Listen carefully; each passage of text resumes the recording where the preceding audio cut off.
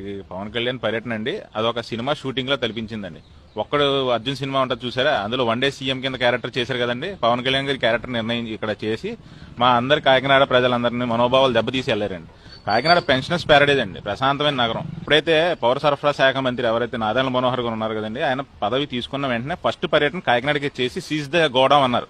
ఆ seize the godown అయిపోయింది. ఆ సీజ్ ద గోడౌన్ లో నుంచి ఇప్పుడు అందులో నుంచి పీడిఎస్ రైస్ 650 టన్నులు 52,000 టన్నులు పనామా షిప్ లో వెళ్తుంటే దాన్ని వచ్చి ఈయన సీజ్ ద షిప్ అంటున్నాడు.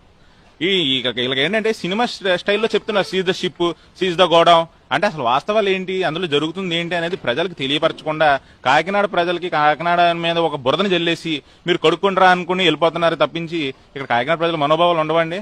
వాళ్ళు బాధపడరా? ఇదేంట్రా ఇది గంజాయి అంటారు, హబ్ అంటారు, లేకపోతే ఏమో శాంతి భద్రతలకి అఘాతం కలుగుతుంది అంటారు, ఆర్డీఎక్స్ వచ్చేస్తుంది, టెర్రరిస్టులు వచ్చేస్తున్నారు. మరి ప్రభుత్వం మీదే కదా సార్, ఎన్డీఏ ప్రభుత్వం, కేంద్రం రాష్ట్రం మీదే ప్రభుత్వం ఉంది ఇప్పుడు.